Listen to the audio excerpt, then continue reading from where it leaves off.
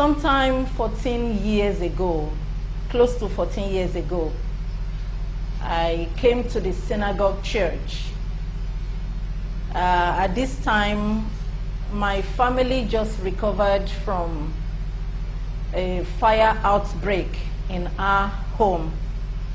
And at that particular time, it's like we needed God and we needed help, actually. My father's friend introduced him to the synagogue church,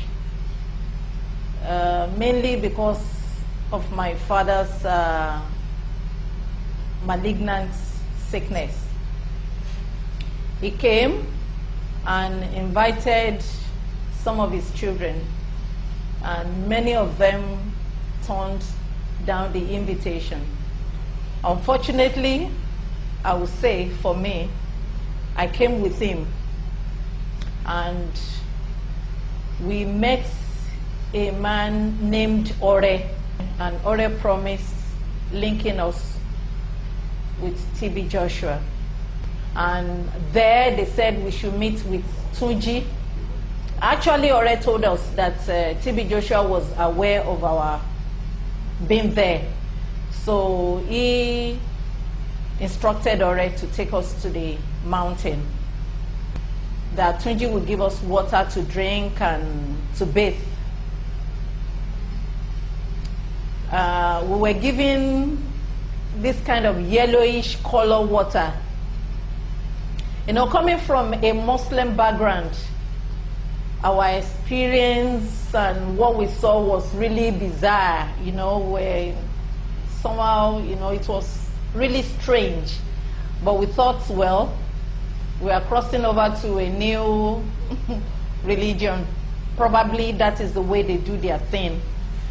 So we drank the water and we bathed, and we were taken back to the church. It was maybe like 7 or 8 minutes drive between the mountain and the church. So when we got back to the church, we were there for a few more days until one day, so it was very close to midnight, that Ore invited us to T.B.Joshua's office.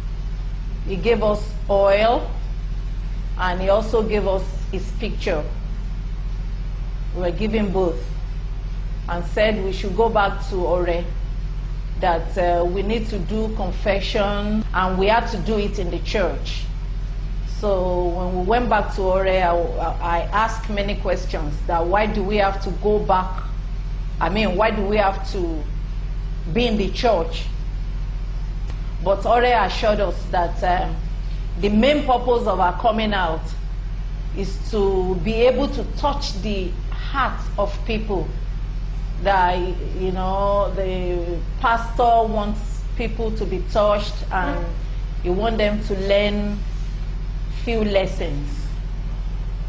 But later in years, I got to know that doing that is a way of having a record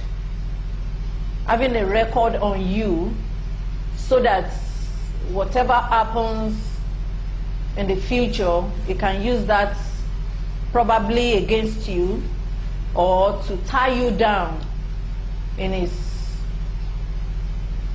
his church. So, you know, nothing changed actually. But all I realized was that in my dreams, I started seeing T.B.Joshua in my dreams. And each time I sleep, I see myself in his church. And I find out that sometimes I even hear his voice audibly. So he gave us another appointment. So when we came, he said I should stay in the church, that God wants me to work for him. Well, I've been seeing myself in his church. I've been seeing him in my dreams. So it's like nothing lost. So I stayed. he said I should go to the studio, synagogue studio. So that was where I started working, actually. One afternoon, it was a Wednesday. We were preparing for a Wednesday service, actually. So we're putting camera, batteries, lights, and everything, you know, preparing for the service.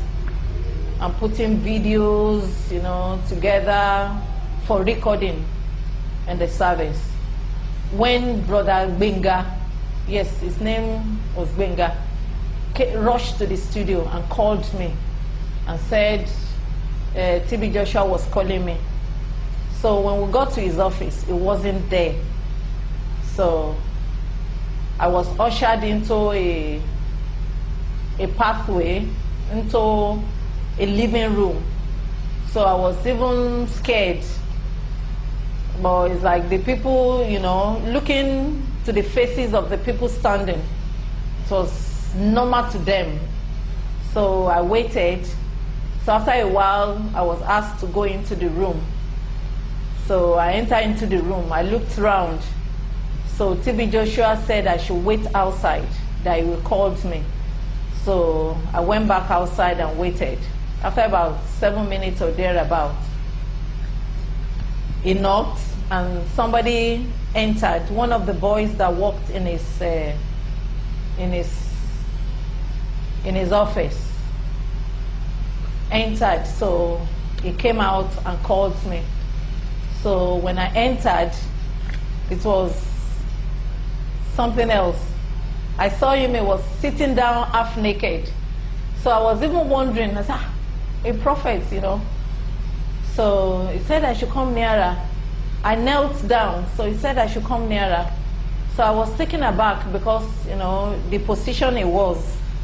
So he said, I shouldn't be afraid. I should just come nearer, that he was not going to hurt me. So I came nearer, and he said he knew I could do it. That's why he sent me to the studio. That he wants me to monitor all the people working there.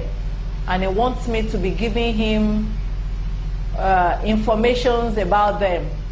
Whatever they say, whatever they do, that I should be free to come to him anytime. That is my father. That I should just be